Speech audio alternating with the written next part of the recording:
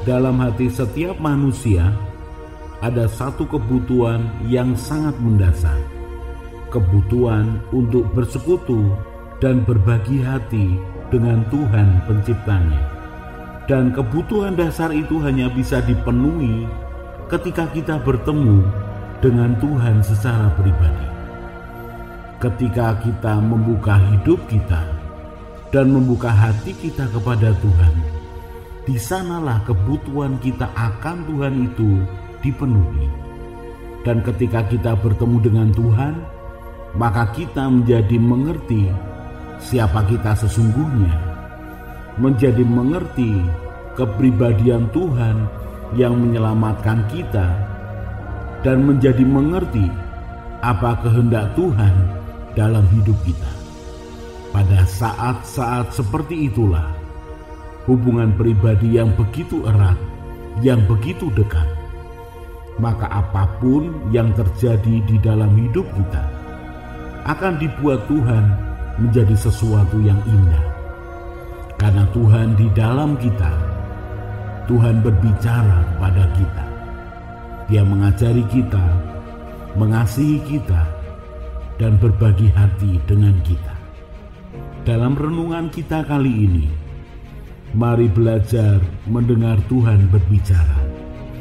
Izinkan firman Tuhan dan Tuhan Roh Kudus mengajari, menasehati, menegur, dan menguatkan kita.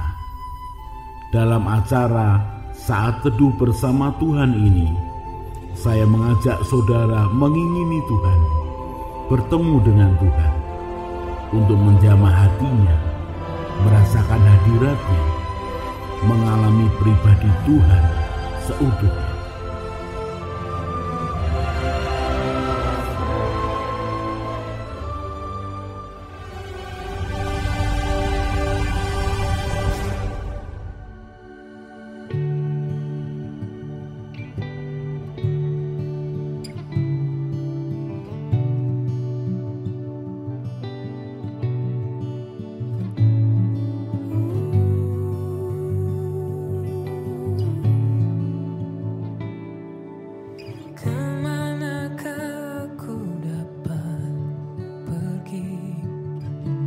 Menjauhi rohmu yang suci, kau sahabat, dan kau dekat.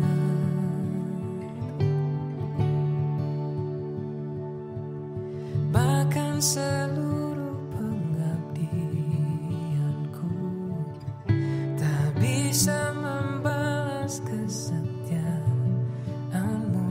Sungguh mulia dan berharga,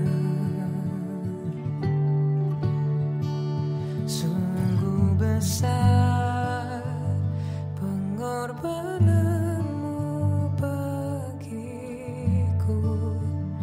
terlalu dalam untuk dimengerti. Sungguh besar, sungguh indah yang kau pikirkan tentangku, tak terselami bagiku. Sungguh indah.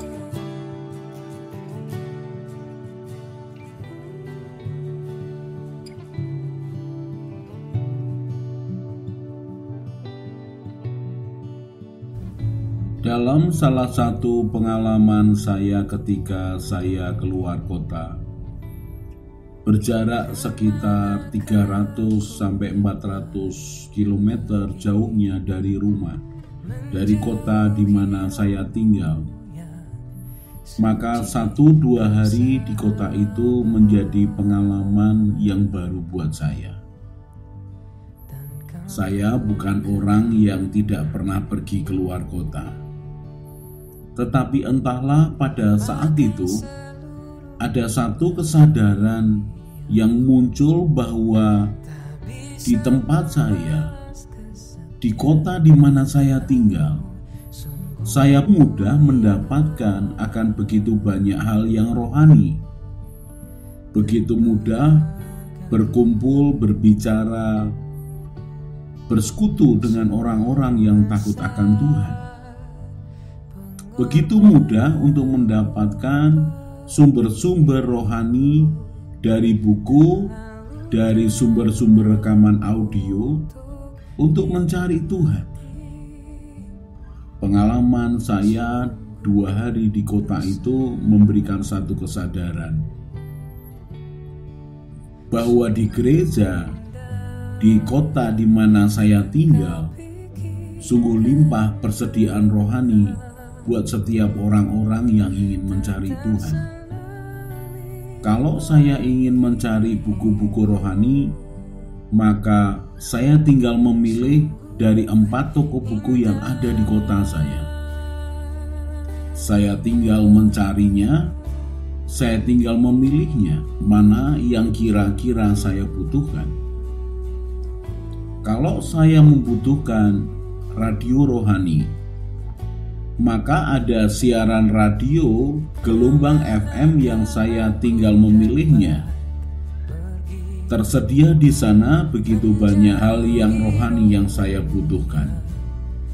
Tetapi pengalaman 2 hari di luar kota itu tiba-tiba menyadarkan saya bahwa saya membutuhkan hal-hal rohani yang menghibur, yang menguatkan, yang mendampingi kehidupan saya. Dalam perjalanan keluar kota sebelumnya tidak terlalu terasa akan kebutuhan yang rohani ini karena saya sibuk untuk persiapan pelayanan dan pelayanannya begitu padat. Sehingga ketika saya pelayanan, maka hati saya terhubung kepada Tuhan. Saya menyiapkan begitu banyak bahan untuk dibagikan tentang Tuhan, tentang kerinduan akan Tuhan, tentang pengalaman akan Tuhan. Tetapi ketika saya keluar kota dan tidak melayani, maka ada begitu banyak waktu yang luang, waktu yang longgar, dan saya pun kemudian sadar bahwa di kota saya begitu banyak hal yang rohani tersedia. Saya tidak terlalu memperhatikan dan tidak terlalu menghargai akan kekayaan hal-hal rohani yang ada di dalam gereja atau di kota saya. Sampai saya ada di suatu tempat di mana hal-hal rohani itu sulit untuk didapatkan. Kesadaran akan sesuatu yang ilahi semakin kuat di dalam saya. Kemudian ditambahi lagi sekian bulan berikutnya saya melayani di tempat yang jauh di luar pulau. Ada waktu-waktu di mana saya tidak melakukan apa-apa karena jarak waktu pelayanan yang satu dengan yang lain cukup jauh. Tidak ada saluran internet yang memadai, sehingga saya tidak bisa dengan leluasa untuk mencari dari YouTube atau mencari dari Google akan banyak hal yang rohani. Hati saya tiba-tiba begitu merindukan akan persekutuan dengan orang-orang yang takut akan Tuhan. Hati saya merindukan mendengarkan sharing orang bercerita tentang pengalamannya dengan Tuhan.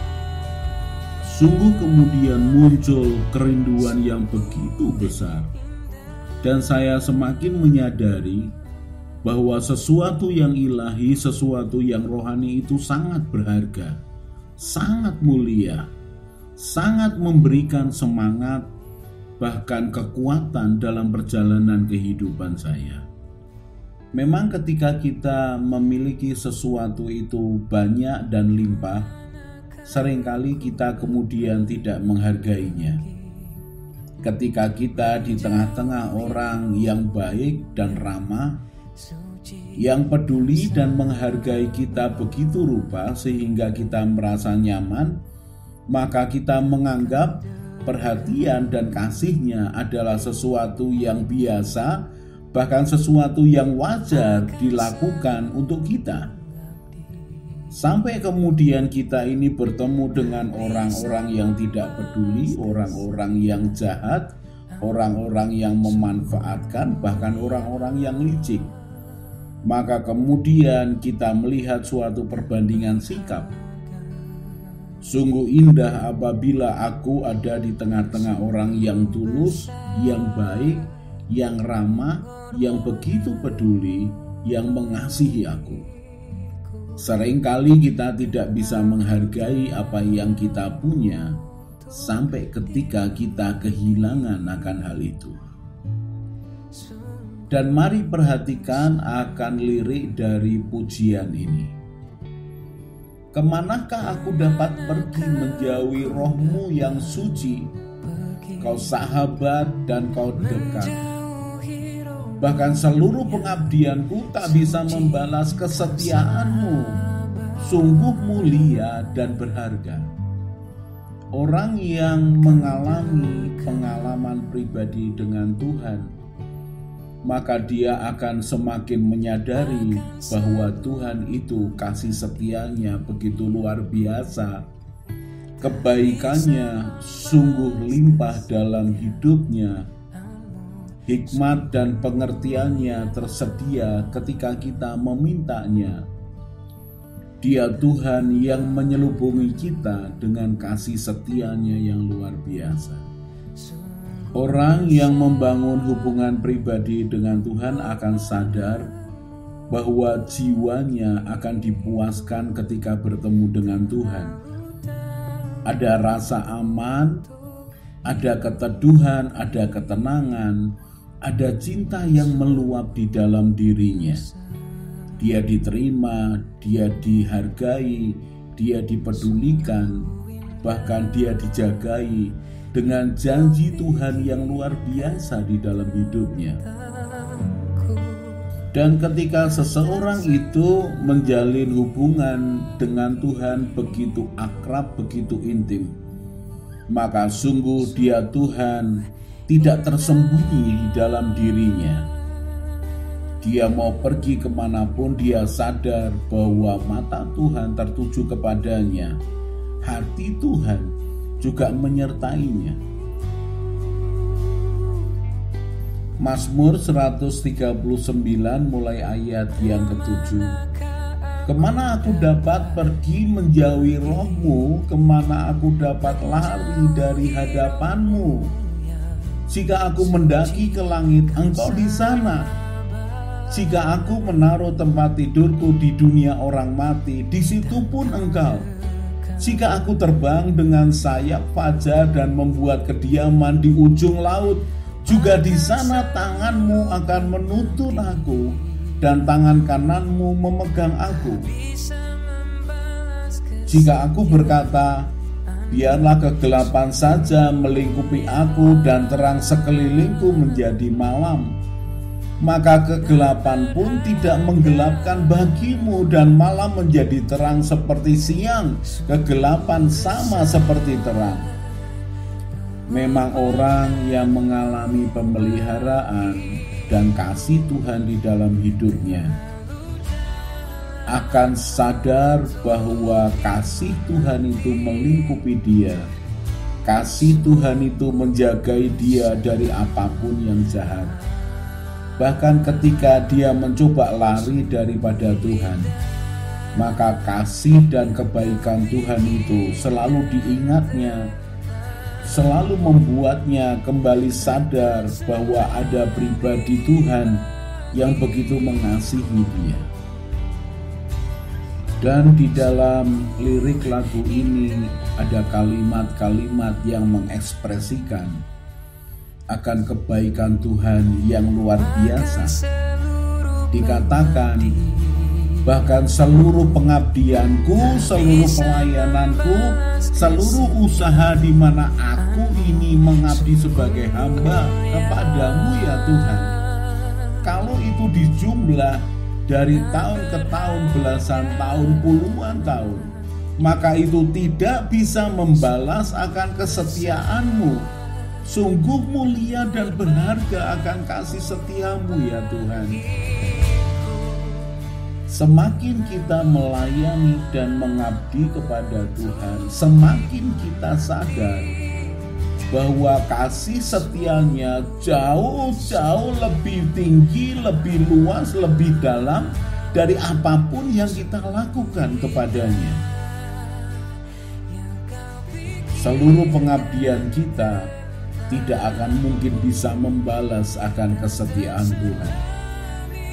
Dan kemudian ketika kita mengingat akan pengorbanan Tuhan buat hidup kita, maka kita tidak memahaminya.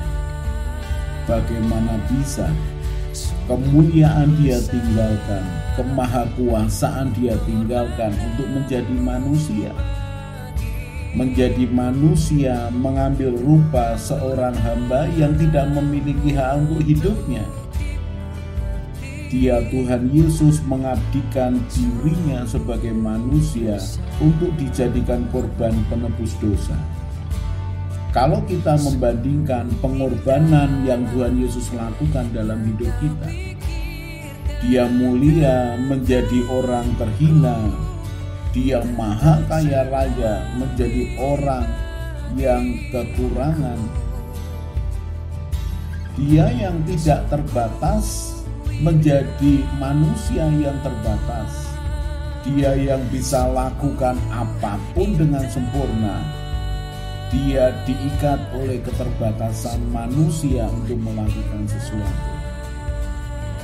Dia mau terhina, Dia mau direndahkan, Dia mau mengalami semua penderitaan karena mengasihi kita. Mengasihi kita, manusia-manusia yang tidak layak untuk diberikan kebaikan dan kasih, karena kita sesungguhnya manusia yang memberontak Dia, yang menolak Dia, yang menjauhkan hidup kita dari Tuhan, yang jahat, yang licik, yang hanya menuruti keinginan daging. Tetapi Tuhan dengan kesabaran dan kasih setianya tetap memberikan kesempatan. Sungguh sulit untuk dimengerti pengorbanan Tuhan di dalam hidup kita. Lalu lirik yang berikutnya dikatakan, sungguh indah yang kau pikirkan tentangku, tak terselami bagiku, sungguh indah. Mazmur 139 mulai ayat yang ke-13. Sebab engkaulah yang membentuk buah pinggangku, menenun aku dalam kandungan ibuku. Aku bersyukur kepadamu oleh karena kejadianku dahsyat dan ajaib. Ajaib apa yang kau buat, dan jiwaku benar-benar menyadarinya. Tulang-tulangku tidak terlindung bagimu ketika aku dijadikan di tempat yang tersembunyi, dan aku direkam di bagian-bagian bumi yang paling bawah. Matamu melihat selagi aku bakal anak, dan dalam kitabmu semuanya tertulis hari-hari yang akan dibentuk sebelum ada satu pun daripadanya. Tuhan merencanakan akan hidup kita sejak kita di dalam kandungan. Bahkan Tuhan menyediakan hari-hari di depan yang terbaik buat setiap kita yang dikasihinya.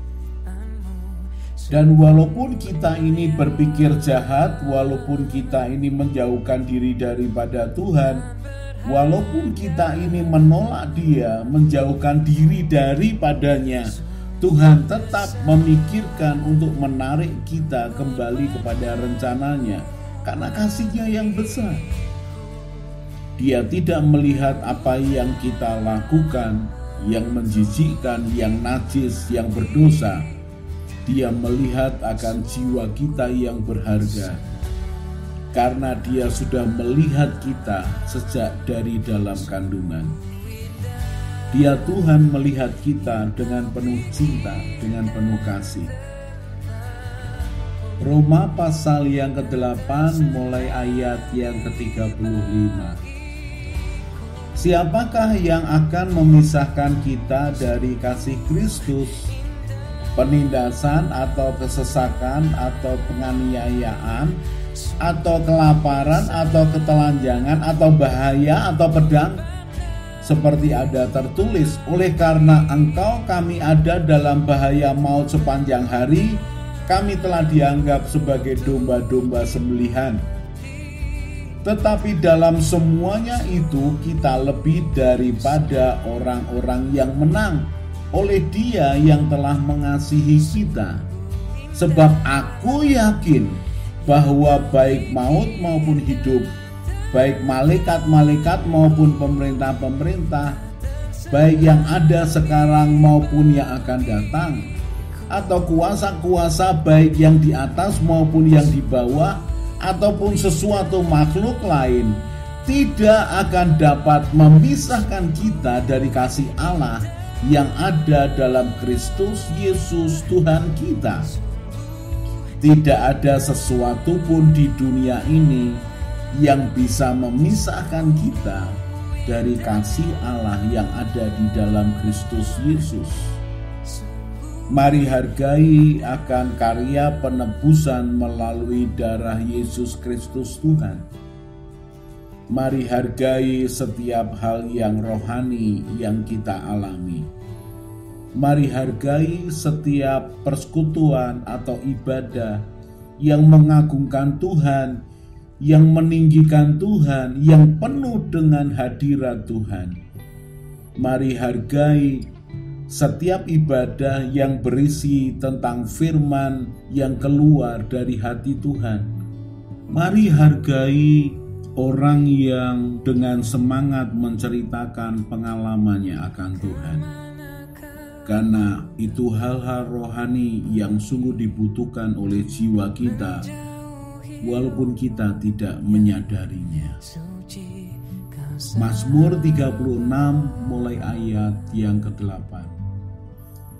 Betapa berharganya kasih setiamu ya Allah. Anak-anak manusia berlindung dalam naungan sayapmu. Mereka mengenyangkan dirinya dengan lemak di rumahmu. Engkau memberi mereka minum dari sungai kesenanganmu. Sebab padamu ada sumber hayat, di dalam terangmu kami melihat terang. Lanjutkanlah kasih setiamu bagi orang yang mengenal Engkau, dan keadilanmu bagi orang yang tulus hati. Mazmur 36 ayat yang ke-11 dikatakan, lanjutkanlah kasih setiamu bagi orang yang mengenal Engkau, dan keadilanmu bagi orang yang tulus hati. Mari kembali pujikan pujian ini.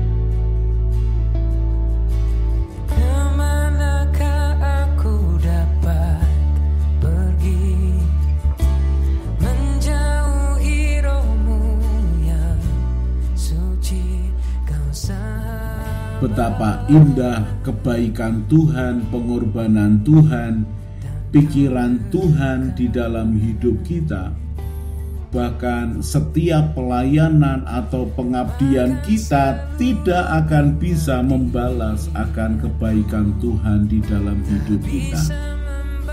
Mari ekspresikan ucapan syukur kita dengan pujian demi pujian yang mengagungkan akan kebaikan dan kesetiaan Tuhan di dalam hidup kita, sehingga kita akan semakin menyadari bahwa Dia jauh lebih baik, Dia jauh lebih setia, Dia jauh lebih konsisten dalam melakukan akan kasih setianya di dalam hidup kita. Mari jangan sia-siakan kebaikan orang-orang yang ada di sekitar kita. Mari jangan abaikan keadaan baik yang dilimpahkan Tuhan di dalam hidup kita. Mari kita mengingatkan diri kita sendiri, supaya kita tidak menyesalinya ketika kita tidak mendapatkan apa yang kita nikmati dan yang kita miliki sekarang ini. Mari bersyukur untuk kasih setianya yang tidak akan pernah habis dalam hidup kita. Mari nikmati kasih setia Tuhan sampai selama-lamanya. Mari berseru kepada Tuhan, Tuhan, biar Engkau lekatkan hati kami ini kepadamu. Tarik perhatian dan fokus kami hanya kepada hati-Mu ya Tuhan, supaya aku tidak menjauh dari kebaikan dan kasih setia-Mu yang sangat terbukti. Ajarilah aku untuk menghargai setiap kebaikan yang aku terima daripada-Mu melalui orang-orang yang mengasihi aku. Dan tarik hatiku melekat kepadamu, dan buat hidupku sejalan dengan rencanamu yang indah di dalam hidupku.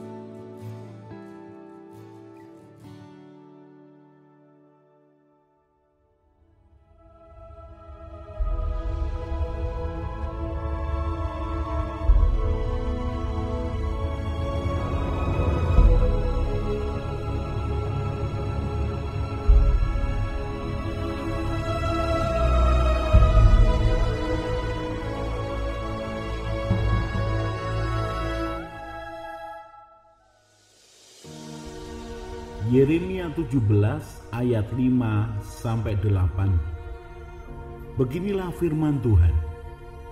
Terkutuklah orang yang mengandalkan manusia, yang mengandalkan kekuatannya sendiri, dan yang hatinya menjauh daripada Tuhan. Ia akan seperti semak bulus di padang belantara. Ia tidak akan mengalami datangnya keadaan baik. Ia akan tinggal di tanah angus, di padang gurun, di negeri padang asin yang tidak berpenduduk. Diberkatilah orang yang mengandalkan Tuhan, yang menaruh harapannya kepada Tuhan. Ia akan seperti pohon yang ditanam di tepi air, yang merambatkan akar-akarnya ke tepi batang air, dan yang tidak mengalami datangnya panas terik, yang daunnya tetap hijau, yang tidak khawatir dalam tahun kering, dan yang tidak berhenti menghasilkan buah.